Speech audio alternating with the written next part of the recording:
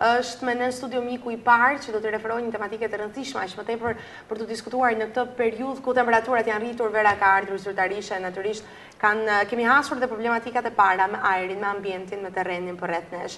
Me kënaqësi unë do të prezantoj zotin Lavdosh Ferruni, mirë se vjen.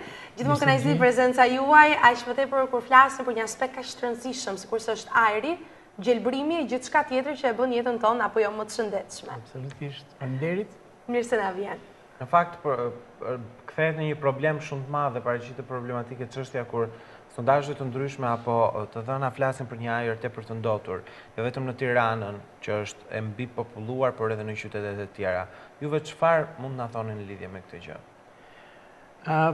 Nuk jemi para ndonjë fakti të ri, në kuptimin e në një rritje galopante të ndotjes mjedisit është për mendimin tim konstante, edhe pse raportohet një lloj përmirësimi për ndotjen e ajrit të Tiranës, ndoshta edhe të qendrave të tjera urbane, por edhe nëse ka një ulje të ndotjes së ajrit që shpesh është raportuar në këtë dimension, I referohen qendrës Tiranës, e cila realisht mund të ketë një ulje në krahasim me 2-3 vjet më përpara, ku ndërtoi intensivisht në zonën e qendrës. Pastaj me heqjen e plurave, si rrjedhoje shtrimi dhe lulishtes aty përreth monumentit Skënderbeut, natyrisht që do të ketë më pak plura, më pak ndotje. Po kjo është e përkohshme, nuk mund ta konsiderojmë si sukses për mendimin tim, edhe pse I japim një dimension të gjithë qytetit. Se kjo ka lënë situatë normale normalisht. Për faktin se është thënë që sheshi Skënderbeu 2 vjet do të rinë në këtë pozicion dhe pastaj do të rishikohet e gjithë hapësira në mënyrë që të ketë një projekt shumë më afatgjatë, më të organizuar e më të mirë e kështu me radhë. Për faktin se për mendimin tim ky shesh ka goxha probleme edhe në pikpamjet e mjedisit për faktin se ka goxha qarkullim makinash aty, edhe kjo e përzier edhe me themi me fluks të madh njerëzish që lëvizin aty është goxha problematike dhe kaotike, domethënë, dhe nuk është një zgjidhje permanente edhe nga pikpamja urbanistike. Besoj se do të ketë një projekt më serioz edhe do të kemi prap një periudhë që do të kemi më shumë ndotje aty, siç e kishim 2 vjet më përpara. Fatkeqësisht duhet të thënë sepse ne presim që situata të përmirësohet apo jo, gjithmonë më shumë.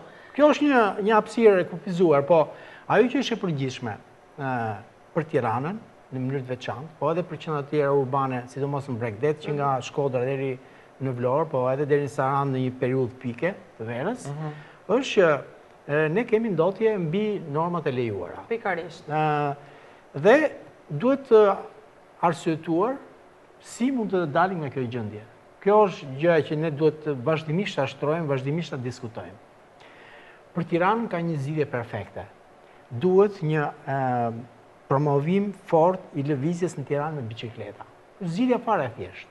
Unë jam I brezit të para viteve 90, ku biçikletat kanë qenë. Ku ne biçikletë kishim kaq kënaqësi për të zgjidhur problemet edhe deri në periferi, deri në Laprak, në kombinat me biçikletë apo në kinostudio zgjidheshin shumë mirë nevojat e qytetarëve, pa ngarkesa, natyrisht trafiku ishte nuk krahasohet me sot, ishte shumë më I pak trafiku automobilistik. Po e kam fjalën mënyra e zgjidhjes problematik, nuk kemi vuajtur ne që nuk kishim makina atëherë për të shkuar në qendër apo në Laprak apo ke bloku apo ku diun se çfarë. Nuk konceptohet të shkosh deri në Laprak me biçikletë për shembull. Nuk konceptohet për vështirësitë e të paprituara që ka, po normalisht është më e këndshme bile me këtë trafik që ka në periudha të caktuara, shkon më shpejt me biçikletë sigurt kjo. Sesa me makinë. Dhe kjo nuk është një gjë tani hobi apo njerëz të veçantë, domethënë që një periudhë kohe para ndonjë viti që filluan të gjallohen një hovë në këtë drejtim, por pa pritur filluan denigrojnë ato korsit e biçikletave që u krijuan, u shkatruan edhe. Nuk kanë terrenin e duhur për të vërtetë. Dhe përsëri e pushtuan atë hapësirën e vogël atë korsin, e pushtuan makinat edhe atë. Po të shkosh edhe aty në qendër, janë ato korsit ke Ministria e Transporteve aty. Tani aty janë makinat parkuara, domethënë korsia shkot aty. Po me pak vëmendje, do një lloj angazhimi që nga bashkia, edhe nga qeveria, nëse duan ca investime, dhe me një lloj promovimi publik, kjo gjë mund të bëhet fare mirë, se kemi sot edhe një situatë për arsye të një dominancë të makinave, trafikut edhe për distancat shkurtra, kemi një situatë që të rinjt nuk din t'japim dhe bicikletës. Kështu që duhet të... Nuk janë si brezi juaj, që janë të gjithë Po, atëre, ne që kënaqësia më e madhe ishte nëse sot një adoleshent me zor pret marri makinë, ne kishim dëshirë që po jo, në adoleshencë që 7 vjeç mësoni bicikletën edhe mund të ishim pavarur në lëvizjen në qytet, domethënë. Dhe mendoj që kjo nuk është se po japim ndonjë zgjidhje ne për këtë gjë. Nëse shikoni në qytetet europiane, domethënë aq më tepër në qytetet ngjashme në Tiranë, si në Holland, për shembull, apo edhe në Danimark, Kopenhagen, kështu bicikleta që janë në vende të ftohta. Ata edhe në temperatura shumë të ulta ata qarkullojnë me bicikletë, po Tirana që ka edhe në kulmin e dimrit 10 gradë, 15 gradë është ideale për këtë lloj qarkullimi. Dhe thjesht të marrim shembull nga ata. Ata kanë kaluar këtë fazën e makinave dhe janë rikthyer te bicikletat në mënyrë gjithmonë më të shtuar, edhe për arsye ekologjike, po t'i kthehemi nuk është çështja hobi apo preferenca, apo thjesht eficiencë ekonomike, është në atë parë çështja e shëndetit. Domethënë ne qytetarët e Tiranës e meritojnë të kemi një ajër të pastër. Fëmijët tanë e meritojnë që të thitin ajër të pastër, jo ajër të helmët dhe të shkatrojnë organizmin e tyre, me gjithë ato pasojë të shëndet që tashmë edhe janë publikuar. Dhe një nga arsyet kryesore, ose nga 2 arsyet kryesore, është themi ajri pikërisht, ndotja e ajrit. Natyrisht është shumë alarmante që në faktin që ndikon edhe natyrisht rritet shifra e vdekshmërisë. Megjithatë, përveç ndotjeve të cilat vinë si pasojë e ajrit sigurisht, por që vinë si pasojë e përdorimit të gjerë tashmë të makinave, mbetjet të cilat dalin nga përdorimi i lëndës djegëse për t'i bënë ato në lëvizje, cilat janë disa nga alternativat e tjera, versionet e tjera të cilat ndikojnë drejt për së drejtit e ndotja e ajrit në kryeqytet, por jo vetëm. Tani, ndotja e madhe e ajrit në vende të tjera është kryesisht e karakterit industrial. Industritë që kanë tecet me qymyr, me naftë, incineratorët për djegjen e plerave, domethënë gjitha këto krijojnë ndotje. Ne fatmirësisht nuk kemi fal natyrës që na ka dhënë një pasuri të jashtëzakonshme ujore, burimet e energjisë i gjenerojmë kryesisht për nevojat e familjeve kryesisht nëpërmjet hidrocentraleve. Kështu që nuk jemi të pastër në këtë pikpamje dhe kjo vlerësohet edhe në statistikat botërore. Shqipëria renditet në nivel shumë të lartë nga pikpamja e mjedisit, është ky faktor kryesor. Por brenda këtyre faktorëve pozitiv kemi dhe këtë faktori negativ që dihet si në gjithë botën, një përqindje të madhe të ndotjes shkaktohet nga lëvizja e makinave. Dhe ne kemi pothuajse në shkallën superiore pikërisht të ndotje nga makinat. Dhe problemi është se ne nuk presim që të paksohen makinat, po t'i referohemi statistikave botërore, ato do shtohen, dhe ne aktualisht e kemi deri 5 herë më pak për frym në krahasim me vendet e zhvilluara. Dhe duke u zhvilluar, normalisht tendenca globale është do të shtohet edhe këtu akoma më tej. E vërtet. Pastaj nëse marrim një faktor tjetër, sidomos për Tiranën, kjo është shumë problem. Se edhe në planin urbanistik Tiranës që është miratuar së fundmi, në mënyrë jo korekte, jo shkencore, është parashikuar që të shtohet Tirana akoma dhe me 400.000 banorë të tjerë. Gjë që do të presupozon automatikisht një fluks më të madh të transportit, trafikut, të ngjeshjes. Pra ka një intensitet më të madh prapë. Absolutisht një ndotje më të madhe. Dhe kjo nuk mund të mos merret parasysh në planin urbanistik Tiranës. Kjo është neglizhuar. E kundërta duhet ndodhi, duhet që minimalisht Tirana të mos stimulohet me politika të caktuara që të rritet popullsia, duke bërë ndërtime, pra gjë e parë që duhet bërë ka dhe një opcion në këto studime që opcioni 0, domethënë edhe ndoshta për disa vite Tirana nuk duhet ketë ndërtime. Ndoshta një pauzë aq më tepër shumë katëshe. Për arsye se kjo automatikisht rrit ngjeshjen, që do të thotë automatikisht ndotje më e madhe dhe shëndet më i keq për banorët e qytetit.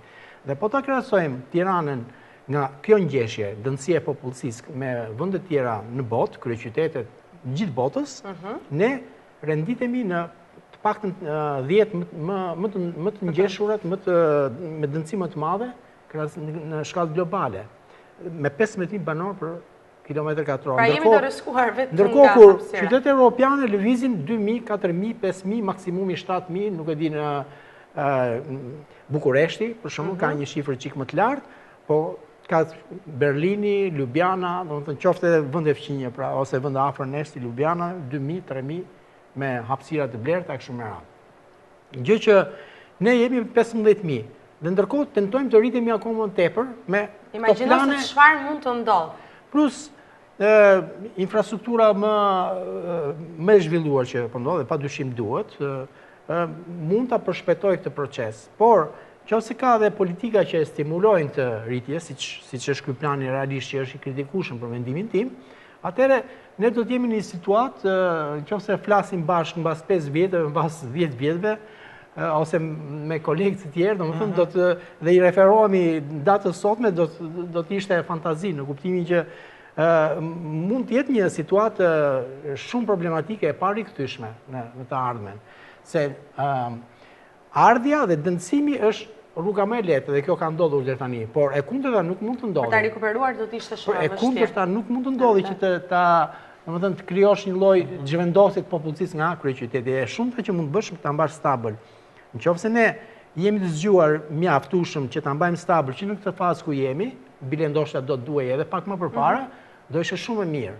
Por të paktën në këtë kohë që ka një ndjeshmëri më të madhe, ka dhe një media goxha domethënë të dëgjueshme dhe me influencë në publik, është periudha që vendimarrja ta marrë seriozisht konsiderat, qoftë vendore, qoftë qendrore, këtë çështje madhore për vendin. Për arsye se të mos anashkalojmë këto detaj. Ne shkojmë në shkallë kombëtare, nga pikpamja e zhvillimit nuk mund të zhvillohet një vend vetëm në një hapësirë të vogël.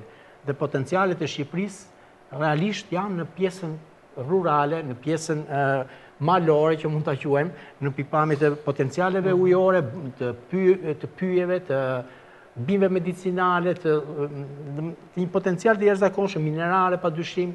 Dhe derisa potencialet janë atje dhe njerëzit jetojnë këtu ke ineficiencë ekonomike në radhë. Vërtet, në fakt duke u ndalur paksa edhe te kjo që ju prekët, edhe tek hapësirat pyjore, tek gjelbrimi, i cili gjithmonë e kemi thënë që nuk është aq sa që nevoja e kërkon në kryeqytet apo jo. Madje tashmë edhe me shtimin që ju thoni zot Feruni, e kanë filluar dhe Liçeni nuk do të kodrat, dalin. po hapen, po gërmohen për të ndërtuar e për të ndërtuar. Domethënë kemi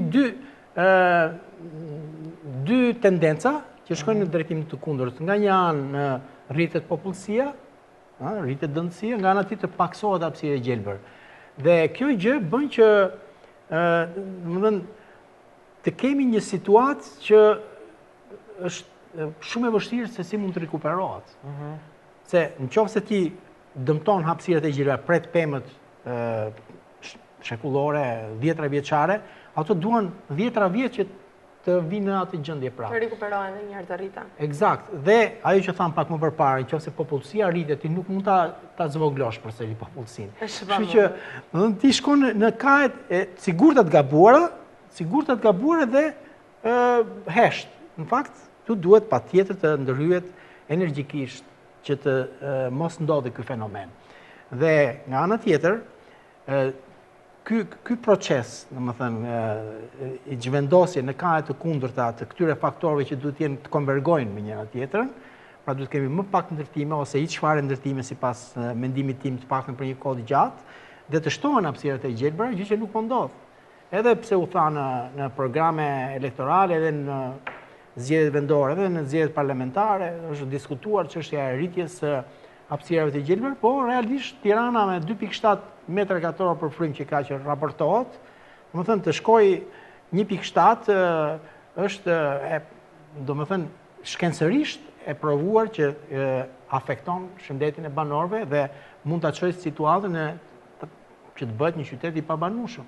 Nëse supozojmë që jetohet me standarde caktuara. Pra mund të themi që po patjetër. Jo, desha them që jemi larg standardeve europiane, edhe pse shpesh i referohemi edhe disa standardeve të vendit, por ne jemi europianë dhe nuk kemi pse të mbajmë akoma disa standarde të vjetruara, domethënë që standarde shqiptare dhe standarde europiane.